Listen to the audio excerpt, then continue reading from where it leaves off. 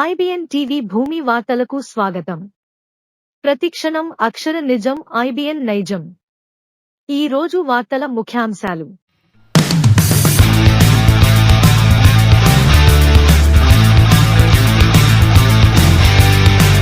నాడు జగన్ మోసం చేస్తే నేడు కూటమి విస్మరిస్తోంది. ఏపీలో 25,000 మంది కార్మికుల భవిష్యత్తుపై రాజకీయ హైడ్రామా. రాజ్యాంగ హక్కులు, సుప్రీంకోర్టు తీర్పులు అమలు చేయడంలో నిర్లక్ష్యం. విద్యుత్ కాంట్రాక్ట్ ఉద్యోగ కార్మికులను పర్మనెంట్ చేయాలని డిమాండ్. త్వరలో రాష్ట్ర స్థాయి ఉద్యమ కార్యాచరణ. Andhra Pradesh electricity contract employees association రాష్ట్ర వర్కింగ్ ప్రెసిడెంట్ సుధాకర్ స్పష్టం.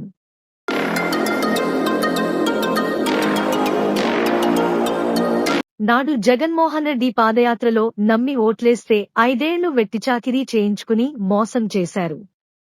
నారా లోకేష్ పాదయాత్రలో అప్పటి సీఎం జగన్కు బహిరంగ లేఖ రాసి అధికారంలో వచ్చిన 6 నెలల్లో పర్మనెంట్ చేస్తామని హామీ ఇచ్చి ఏడాదిన్నర పాలన పూర్తవుతున్నా పట్టించుకోలేదు. జనసేన జనవాణిలో డిప్యూటీ సీఎం పవన్ కళ్యాణ్ తెలంగాణ తరహాలో అమలు చేస్తామని హామీలకే పరిమితమైన కూటమి విస్మయపరుస్తోంది. ఆంధ్రప్రదేశ్ రాష్ట్రంలో 25,000 మంది విద్యుత్ సంస్థ కాంట్రాక్ట్ ఉద్యోగ కార్మికుల భవిష్యత్తుపై రాజకీయ పార్టీ 30 ఏళ్లుగా హైడ్రామాలు చేస్తున్నారు. రాజ్యాంగ హక్కులు, సుప్రీంకోర్టు తీర్పులు అమలు చేయడంలో నిర్లక్ష్యం వ్యవహరిస్తూ వస్తున్నారు. విద్యుత్ కాంట్రాక్ట్ ఉద్యోగ కార్మికులను పర్మనెంట్ చేయాలన్న డిమాండ్పై త్వరలో రాష్ట్ర స్థాయి 3,045 యూనియన్ కార్యాచరణ చేస్తుందని Andhra Pradesh electricity contract employees association రాష్ట్ర వర్కింగ్ ప్రెసిడెంట్ సుధాకర్ స్పష్టం చేశారు. అన్నమయ్య జిల్లా కమిటీ సమావేశం మదనపల్లె ప్రెస్ క్లబ్ కార్యాలయంలో రాష్ట్ర సహాయ కార్యదర్శి లక్ష్మీనారాయణ అధ్యక్షతన నిర్వహించారు. ముఖ్య అతిథిగా హాజరైన రాష్ట్ర వర్కింగ్ ప్రెసిడెంట్ సుధాకర్ మాట్లాడారు. వెట్టిచాకిరీలతో చేస్తున్న పనుల విధానాన్ని మీడియా ద్వారా, రాజకీయ నాయకులకు పాదయాత్ర ద్వారా ప్రభుత్వాలు వచ్చినప్పుడల్లా మన సమస్యలపై అధికారంలో ఉన్న మంత్రులకు, ముఖ్యమంత్రులకు 3 దశాబ్దాలుగా విన్నవిస్తున్నా పట్టించుకోవడం లేదన్నారు. ప్రధానంగా విద్యుత్ సంస్థలో పనులు చేస్తున్న కాంట్రాక్ట్ అండ్ అవుట్ సోర్సింగ్ కార్మికులను రెగ్యులరైజేషన్ చేయాలను అడుగుతున్నాం. కాంట్రాక్టు విధానం ఉండకూడదన్న 1970 రెగ్యులేషన్ యాక్ట్ చట్టం చెబుతున్నా కూడా ఎందుకు చేయడం లేదో ప్రశ్నిస్తున్నా సమాధానం ఇవ్వడం లేదన్నారు. దీంతో పాటు ఉద్యోగ భద్రత కరువైంది. హుదూద్ తుపాను, కరోనా వంటి సమయాలలో రాత్రింబవళ్లు పనులు చేసి ఆదుకున్నది ఈ కాంట్రాక్టు కార్మికులే అని గుర్తించకపోవడం దారుణం. అయితే అధికారులు, ప్రజాప్రతినిధులు అవసరానికి పనులు చేయించుకుని వెట్టిచాకిరీలు చేయించుకుంటూనే కూడా ప్రభుత్వానికి అనుగుణంగా వ్యవహరిస్తూ వయస్సు మీద పడుతున్న వారిని అర్ధాంతరంగా తొలగించడంతో అరాకొరాగా వస్తున్న వేతనాలు ఉన్నఫలంగా ఆగిపోవడంతో వారి కుటుంబాలు వీధిన పడుతున్నాయని ఆవేదన వ్యక్తం చేశారు. ఉద్యోగాల భర్తీపై ప్రభుత్వం ఇస్తున్న నోటిఫికేషన్ ద్వారా ఎంపిక చేసేటప్పుడు కాంట్రాక్టు ఉద్యోగ కార్మికులు ఎందుకు గుర్తుకు రావడం లేదని ప్రభుత్వాన్ని ఉన్నత అధికారులకు ప్రశ్నించారు. Contract labour regulation and abolition act 1970 ప్రకారం శాశ్వత అవసరాల పనులలో కాంట్రాక్టు సిస్టమ్ కొనసాగించరాదన్న నిబంధనలు ప్రభుత్వ పెద్దలకు, ఉన్నత స్థాయి అధికారులు గుర్తుకు రావడం లేదన్నారు. ఇండస్ట్రియల్ డిస్ప్యూట్ యాక్ట్ 1947 సెక్షన్ ప్రకారం సమాన అవకాశాలు, జీవనోపాధి హక్కులు ప్రతి కార్మికునికి వర్తిస్తాయని గుర్తు చేశారు. Supreme court 2016 state of Punjab v Jagjit Singh సమాన పనులకు సమాన వేతనాలు అమలు చేయాలని స్పష్టం చేసిందన్నారు. Andhra Pradesh high court 2021 secretariat assistants Umadevi కేసులో కర్ణాటక రాష్ట్రం సంయుక్తంగా దీర్ఘకాలం పాటు టెంపరీగా పనిచేస్తున్న వారిని ఒక్కసారిగా రెగ్యులేషన్ చేసే అవకాశం ఇవ్వాలని, భవిష్యత్తులో శాశ్వత ఉద్యోగాలు ప్రత్యక్ష రిక్రూట్మెంట్ ద్వారానే భర్తీ చేయాలని తీర్పు ఇచ్చిందని గుర్తు చేశారు. అయితే ఉమాదేవి తీర్పులో కూడా 10 సంవత్సరాలు నిరంతరంగా పనిచేసిన కాంట్రాక్టర్లకు ఒకేసారి న్యాయం చేయాలని స్పష్టంగా పేర్కొన్న విషయాలను విశదీకరించారు. సుప్రీంకోర్టు 2001 సెక్రటేరియట్ వర్కర్స్ యూనియన్ కేసు ప్రభుత్వరంగ సంస్థలలో కాంట్రాక్టు సిస్టమ్ దుర్వినియోగం అవుతుందని హెచ్చరించిందని వివరించారు. ఉమ్మడి ఆంధ్రప్రదేశ్ రాష్ట్రం అమలులో ఉన్నప్పుడు చంద్రబాబు, కేసీఆర్ గురుశిష్యులుగా ప్రభుత్వ నిర్ణయాలు తీసుకోవడం జరిగిందన్నారు. రాష్ట్రం విడిపోయిన తర్వాత 2018లో తెలంగాణ సీఎం కేసీఆర్ విద్యుత్ సంస్థలో పనులు చేస్తున్న 23,000 మంది కాంట్రాక్టు ఉద్యోగులు కార్మికులను దశలవారీగా పర్మనెంటు చేశారని గుర్తు చేశారు. గురువుగా 40 ఏళ్ల రాజకీయ జిజ్ఞాసను అధిగమించిన ప్రస్తుత కేంద్ర రాష్ట్ర ప్రభుత్వాలతో పెద్దరికంగా వ్యవహరిస్తున్న సీఎం చంద్రబాబుకు 25,000 మంది విద్యుత్ కార్మికులు గుర్తురాలేదా అని ప్రశ్నించారు. తమిళనాడు రాష్ట్రంలో 12,000 మంది విద్యుత్ కాంట్రాక్టు కార్మికులను, అదే తరహాలో కర్ణాటక రాష్ట్రంలోని విద్యుత్ ఉద్యోగులను ప్రభుత్వ ఉద్యోగులుగా గుర్తించి ఉమాదేవి తీర్పు ఆధారంగా ఒకసారి ప్రత్యేక రాయితీలు ఇవ్వడం జరిగిందని గుర్తు చేశారు. అయితే 30 సంవత్సరాలుగా ఆంధ్రప్రదేశ్ రాష్ట్రంలో వాగ్దానాలకే పరిమితం అవుతున్నాయని ఆవేదన వ్యక్తం చేశారు. మహాపాదయాత్ర సమయంలో వైఎస్ జగన్ కార్మికులను గుర్తిస్తామని, విద్యుత్ సంస్థలో ఎంతమంది పనులు చేస్తున్నా వారందరినీ పర్మనెంటు చేస్తామని పాదయాత్రలో వినతి పత్రాలు ఇచ్చిన కాంట్రాక్టు ఉద్యోగ కార్మికులకు స్పష్టమైన హామీలు ఇవ్వడంతో 25,000 మంది విద్యుత్ ఉద్యోగ కార్మిక కుటుంబాలు ఓటు వేశామని గుర్తు చేశారు. 5 ఏళ్ల వైసీపీ పాలనలో వెట్టిచాకిరీ తప్ప ఒరిగిందేమీ లేదన్నారు.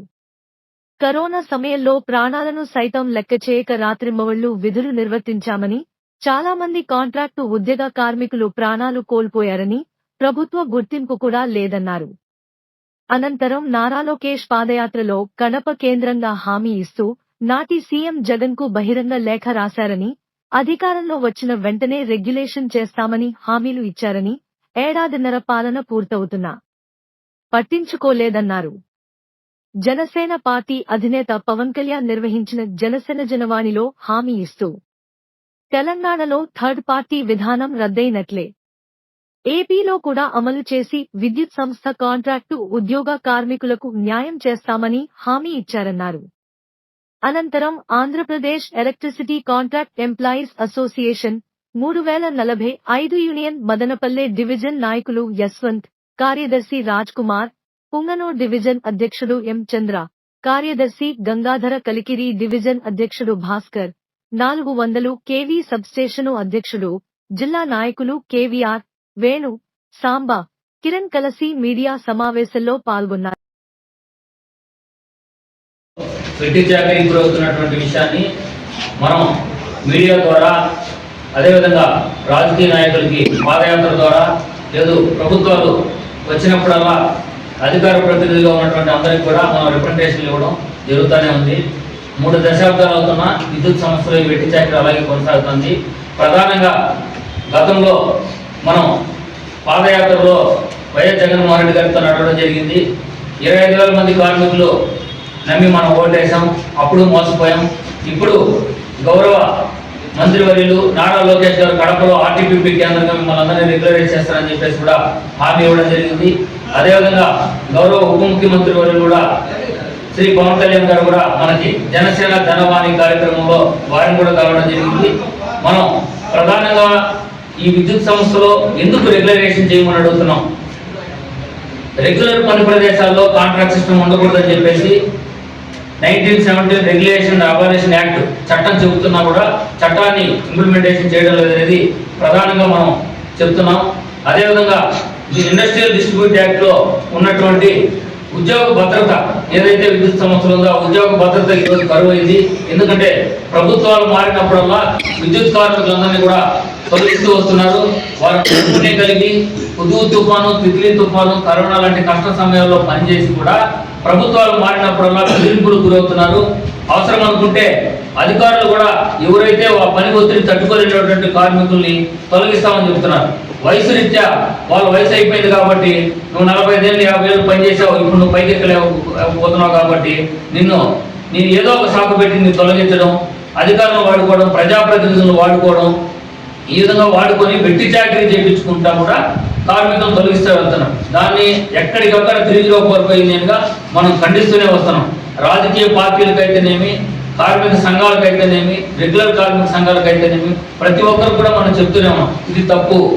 3 దశాబ్దాల పాటు వాళ్ళని వాడుకొని వాళ్ళని అర్థంతరంగా ఈరోజు వెట్టి చాకరీ చేయించుకొని తొలగించడం అనేది తప్పు. సమాన పనికి సమాన వేతనం అన్నాం, మనకు అది అందరం లేదు. మనం దశాబ్దాలుగా పోరాటాలు చేస్తూనే ఉన్నాం. రేపు మొన్న లాస్ట్ గవర్నమెంట్లో 22 పిఆర్సీ జరిగింది.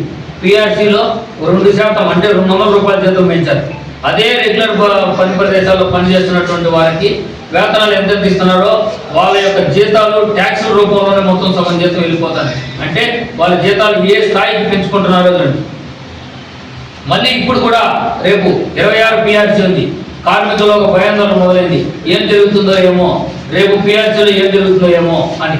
కానీ ఒకటే 3045గా మేము కార్మికులందరికీ ఒకటే తెలియజేస్తున్నాం, కార్మిక చట్టాలు అమలు చేయడానికి కానీ విద్యుత్ సమస్యలో పోరాటం చేయడానికి కానీ 3045 యూనియన్ కట్టుబడి ఉందనేసి కూడా మీ అందరికీ కూడా గట్టిగా తెలియజేస్తాం.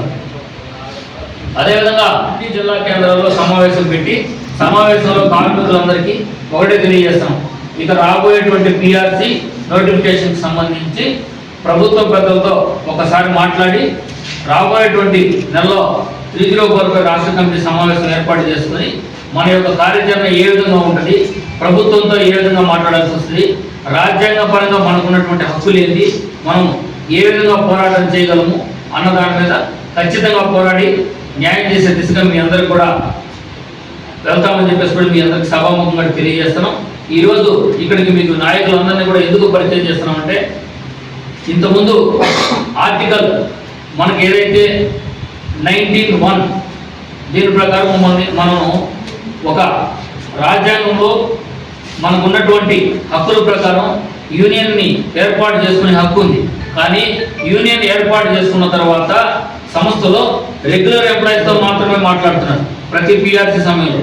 మరి రాజ్యాంగంలో మాత్రం మీరు అసోసియేషన్ కానీ యూనియన్ కానీ ఏర్పాటు చేసుకునే చట్టం మనకు ఉన్నప్పుడు చట్టంలో రెగ్యులర్ ఎంప్లాయీస్ మాత్రమే పిలిచి మాట్లాడతారు. అంటే కడుపు నిండిన వాళ్ళతోనే మాత్రమే విద్యుత్ సంస్థలో మాట్లాడతారు. అది తప్పు అని చెప్తున్నాం. మరి చిన్నదైనా పెద్దదైనా 25,000 మంది ఈరోజు విద్యుత్ సంస్థలో సమాన భాగం అయినప్పుడు, సమానంగా పనిచేస్తున్నప్పుడు, సమాన యొక్క ఏదైతే ఒక జూనియర్ ఇంజనీర్ పనిచేయాల్సిన ప్రదేశంలో సబ్ ఇంజనీర్ పనిచేస్తున్నాడు, ఒక షిఫ్ట్ ఆపరేటర్ లైన్ మ్యాన్ పనిచేసిన పనిలో ఒక షిఫ్ట్ ఆపరేటర్ పనిచేస్తున్నాడు, ఒక కంప్యూటర్ ఆపరేటర్ పనిచేస్తున్నాడు. మరి మాకందరికి కూడా ఏదైతే డిప్లొమా పెట్టారు, డిగ్రీ పెట్టారు, ఐటీఐ పెట్టారు, క్వాలిఫికేషన్ ప్రకారం మమ్మల్ని రిక్రూట్మెంట్ చేసుకుంటున్నారు, న్యూస్ పేపర్కి ఇస్తున్నారు, నోటిఫికేషన్ ఇలాగా చేస్తున్నారు, అన్నీ చేస్తున్నారు. కానీ ఇప్పుడు రెగ్యులరేషన్ చేయాల్సిన పరిస్థితి వచ్చినప్పుడు మాత్రం చట్టాలు మాట్లాడతారు. మరి రాజ్యాంగంలో ఆర్టికల్స్లో ఇచ్చినటువంటి 14, 16 ప్రకారం మాకు సమానంగా వేతనాలు ఇచ్చే హక్కు మీకు లేదా అని అడుగుతారు. ఆర్టికల్ 21 ప్రకారం జీవన హక్కు అన్నాడు. మరి మనకి ఆ జీవన హక్కు మనకు ఉందా? సమానంగా మనం బతుకుతున్నామా? ఆ ఉద్యోగ భద్రత మనకి ఇచ్చాడా అని అడుగుతున్నాం. ఆ వెట్టి చాకరీ ఆర్టికల్ 23 వెట్టి చాకరీ, మనం వెట్టి చాకరీ గురి చేస్తాం. మరి రెగ్యులర్ పని ప్రదేశాల్లో మనం పనిచేస్తున్నప్పుడు జీతం కూడా సమానంగా ఉండాలి కదా. ఒక జూనియర్ ఇంజనీర్ పనిచేసే పని మనం చేస్తున్నాం, ఒక 60 అడుగులు హైటెన్షన్ టవర్ ఇంటికి పనిచేస్తున్నాం. ఆ రోజు ఎవరికి విద్యుత్ సంస్థలో ఉన్న అధికారులకు మనం కనపడలేదు. ఉదుగు తుఫాను, తిత్లీ తుఫాను వచ్చినప్పుడు అందరూ సూపర్వైజర్గా ఉన్నారు. మరి పని చేస్తున్నది ఎవరు? అది గుర్తించమని అడుగుతున్నాం. కరోనా లాంటి కష్ట సమయాల్లో అన్ని శాఖలు రెస్ట్ తీసుకున్నా కూడా నిరంతరం పనిచేసినటువంటి విద్యుత్ శాఖని మర్చిపోతున్నారు ఈరోజు ప్రభుత్వాలు. ఆర్టికల్ 39 ప్రకారం సమాన పని సమాన వేతనం కల్పించాల్సింది ప్రభుత్వం ఏం చెప్తున్నారు రాజ్యాంగంలో. మరి ఈరోజు సమాన పని సమాన వేతనం ఇవ్వమని చెప్పి 2016లో చెప్తే ఈ రోజు వరకు అది అమలు కాలేదు. మరి గౌరవ సుప్రీంకోర్టు ఉమాదేవి వర్సెస్ కర్ణాటక 2006లో 10 సంవత్సరాలకు మించి ఎవరైతే రెగ్యులర్ పని ప్రదేశంలో పనిచేస్తారో వారిని ఒక్కసారి రెగ్యులేట్ చేసుకునే అవకాశం ఆ గవర్నమెంట్కి, ఆ ప్రభుత్వాలకి ఉంది. మీరు ఒకసారి దాన్ని పరిశీలించండి. రెగ్యులర్ పని ప్రదేశంలో అలా పని చేయించుకోవద్దండి, అది తప్పు అని చెప్తున్నారు. మరి రాజ్యాంగంలో ఉన్నటువంటి ఈ అంశాలన్నీ కూడా ప్రభుత్వంలో ఉన్నటువంటి పెద్దలకి, అధికారులకి, రాజ్యాంగాన్ని అమలు చేసేటువంటి పెద్దలందరికీ కూడా మీ నోటీసులో ఇది ఉందా లేదా అని అడుగుతున్నాం. మరి ఉన్నప్పుడు విద్యుత్ సంస్థలో ఇది ఎందుకు జరుగుతుంది? నోటిఫికేషన్ సమయంలో సంవత్సరానికి 2 మార్కులు ఇవ్వాలని మాత్రం మీరు గట్టిగా చూపిస్తున్నారు. మరి ఇన్ని రాజ్యాంగంలో ఇన్ని కల్పించినటువంటి యాక్ట్లో, చట్టాల్లో విద్యుత్ సంస్థలో ఎందుకు ఇంప్లిమెంటేషన్ కాలేదు? దయచేసి ప్రభుత్వాలందరినీ కూడా రిక్వెస్ట్ చేస్తాం. గౌరవ ముఖ్యమంత్రి వర్యుల్ని, చంద్రబాబు నాయుడు గారిని మదనపల్లి వేదికగా ప్రెస్ మీడియా సమావేశంగా ఒకటే రిక్వెస్ట్ చేస్తాం. సార్, మీరు మీ శిష్యుడైనటువంటి గౌరవ మాజీ ముఖ్యమంత్రి వర్యులు కేసీఆర్ గారు ఈ వెట్టి చాకరీ విధానం ఆపండి, రాజ్యాంగంలో ఇది చాలా తప్పు అని చెప్పి అసెంబ్లీ వేదికగా 23,500 మంది కార్మికుల్ని మేము ఆర్టిజన్స్ గా గుర్తిస్తున్నాము, వాళ్ళకి సమాన పనికి సమాన వేతనం ఇస్తామని చెప్పేసి గుర్తించాడు. మరి మీ శిష్యుడైనటువంటి ఆయనే అంత పెద్ద నిర్ణయం తీసుకున్నారు. మీరు గురువర్యులు, ఇన్ని దశాబ్దాల పాటు రాజకీయ చాతుర్యత కలిగినటువంటి మీరు విద్యుత్ కార్మికుల్లో ఒక్కసారి మనసు పెట్టండి అని రిక్వెస్ట్ చేస్తాను. ఎందుకంటే మీరు సింగపూరు దేశ విదేశాలన్నీ తిరుగుతున్నారు, దేశంలో ఉన్న కంపెనీలన్నీ తీసుకొస్తున్నారు. మొన్న ఫ్రీ బస్ అన్నారు, మొన్న వినాయక చవితికి కరెంటు ఫ్రీ అన్నారు. మరి 25,000 మంది కుటుంబాలు విద్యుత్ సంస్థను నమ్ముకొని 3 దశాబ్దాలుగా పనిచేస్తున్నారు. మరి మమ్మల్ని మేము మీకు గుర్తించలేకపోతున్నారు. ఒక్కసారి మా మీద దృష్టి సారించమని మీడియా ద్వారా వాళ్ళని రిక్వెస్ట్ చేస్తాం. సార్ మమ్మల్ని గుర్తించమని చెప్పండి.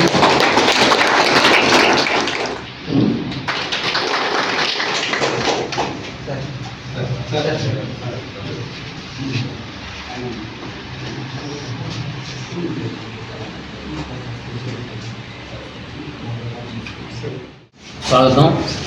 ఈరోజు Andhra Pradesh electricity contract employees association రాష్ట్ర కమిటీ ఆధ్వర్యంలో మదనపల్లి సమావేశం ఏర్పాటు చేసుకోవడం జరిగింది. సమావేశం ముఖ్య ఉద్దేశం, రాష్ట్ర ప్రభుత్వం 1 దశాబ్దం తర్వాత విద్యుత్ సంస్థల నోటిఫికేషన్ రిలీజ్ చేసింది. నోటిఫికేషన్ రిలీజ్ చేసింది కార్మికుల్లో ఒక ఆందోళన మొదలైంది. మేము 3045గా మేము డిమాండ్ చేస్తున్నది ఏంటంటే, ప్రభుత్వాన్ని నోటిఫికేషన్ రిలీజ్ చేయడం అనేది శుభపరిణామం. కానీ భారత రాజ్యాంగంలో ఏదైతే 1970 రెగ్యులేషన్ అండ్ అబాలిషన్ యాక్ట్ ఉందో ఆ యాక్ట్ని మీరు అమలు పరచడం లేదు. ఇండస్ట్రియల్ డిస్ట్రిబ్యూషన్ యాక్ట్ 1947 ఆ యాక్ట్ను కూడా మీరు విద్యుత్ సంస్థలు అమలు పరచడం లేదు. నోటిఫికేషన్ మాత్రం గవర్నమెంట్ ఒకటే హైకోర్టు సుప్రీంకోర్టు ఇచ్చినటువంటి దృష్టిలో పెట్టుకొని మేము 2 మార్కులు ఇస్తామని చెప్తున్నారు. సంవత్సరాల తరబడి 3 దశాబ్దాలుగా విద్యుత్ కార్మికులు సేవలు అందిస్తున్నారు. వారు మాత్రం వయసు రీత్యా 50 సంవత్సరాలు 45 సంవత్సరాలు అయిపోయి 60 అడుగుల సిబిడి గ్యాంగులు పనిచేస్తున్నటువంటి కార్మికులు కానీ, షిఫ్ట్ ఆపరేటర్స్ కానీ, వారు హుదూ తుఫాను, తిత్లీ తుఫాను, కరోనా లాంటి కష్ట సమయాల్లో వాళ్ళని వాడుకుంటున్నారే తప్పితే రెగ్యులేషన్ పరిధిలోకి వచ్చేటప్పటికే ఈ ఇండస్ట్రియల్ డిస్ట్రిబ్యూట్ యాక్ట్లో ఉన్నటువంటి ఏ చట్టం కూడా విద్యుత్ సంస్థలో అమలు కావడం లేదు. ప్రధానంగా మేము అడుగుతున్నది ఏంటంటే, ఆర్టికల్ 14, 16 ప్రకారం సమానంగా చూడాలన్నారు, సమానత్వం వేతనం ఇవ్వాలన్నారు. ఎక్కడ అమలు పరచడం లేదు. సుప్రీంకోర్టు గైడ్లైన్స్ ఇచ్చింది 2016 సమాన పనికి సమాన వేతనం, ఈక్వల్ వర్క్ ఈక్వల్ పే అన్నారు. ఇంతవరకు అది అమలు కాలేదు. రాజ్యాంగంలో ఉన్నటువంటి ఆర్టికల్ 21 జీవన హక్కు అన్నారు, ఉద్యోగ భద్రత అన్నారు. ఉద్యోగ భద్రత విద్యుత్ సంస్థలో ఎక్కడా కూడా లేదు. ప్రభుత్వంలో విద్యుత్ సంస్థలో రిక్రూట్మెంట్ అంతా కూడా సరే ప్రజాప్రతినిధులు రాజకీయ పార్టీల చేతుల్లోనే కనుసంఘాల్లోనే నడుస్తాను. కానీ రెగ్యులేషన్కి వచ్చేటప్పటికే ఇది రాజకీయ పరిధిలో లేదు, ప్రభుత్వం పరిధిలో లేదు, ఇంకెవరి పరిధిలో ఉందో మాకు అర్థం కావడం లేదు. ఆర్టికల్ 23 వెట్టి చాకరీ ఎందుకు గురవుతున్నామంటే, పనిచేసే పని ఒకటే అయినప్పుడు రెగ్యులర్ పని ప్రదేశాల్లో కాంట్రాక్ట్ సిస్టమ్ ఉండకూడదని చెప్పేసి చట్టం చెప్తాను. మరి మీరు ఆ చట్టాన్ని ఎందుకు అమలు చేయడం లేదు? కార్మికుల్ని ఆర్టికల్లో ఉన్నటువంటి అన్నీ కూడా మీరు అమలు పరచకుండా ఈరోజు వెట్టి చాకరీకి గురి చేస్తూ మీరు ఈ విధమైన దారుణమైనటువంటి నిర్ణయాలు తీసుకుంటూ నోటిఫికేషన్ రిలీజ్ చేసాం, మీరు పండగ చేసుకోండి అంటారు. మరి విద్యుత్ కార్మికులు 25,000 మంది కార్మికులు ఈరోజు వారి పరిస్థితి ఏందో ఆందోళన చెందుతున్నారు. మరి గౌరవ మాజీ ముఖ్యమంత్రి వర్యులు పాదయాత్రలో ఇటుపలపాయ నుంచి ఇచ్చాపురం వరకు మిమ్మల్ని రెగ్యులరైజ్ చేస్తానన్నాడు. 25,000 మంది కుటుంబాలను నమ్మి ఓటేశాం. ఈరోజు ఆ ప్రభుత్వం మారిపోయింది. మరి కడప కేంద్రంగా గౌరవ మంత్రివర్యులు నారా లోకేష్ గారు హామీ ఇచ్చారు, మిమ్మల్ని అందరినీ కూడా కడపలో మేము హామీ ఇస్తున్నాను, మిమ్మల్ని రెగ్యులరైజ్ చేస్తానని చెప్పారు. గత ప్రభుత్వం మిమ్మల్ని మోసం చేసింది, మేము వచ్చిన వెంటనే రెగ్యులరైజ్ చేస్తానన్నారు. దాన్ని పరిశీలించమని అడుగుతున్నాం. గౌరవ ఉప ముఖ్యమంత్రి వర్యులు జనసేన జనవాణి కార్యక్రమం పెట్టారు విజయవాడలో.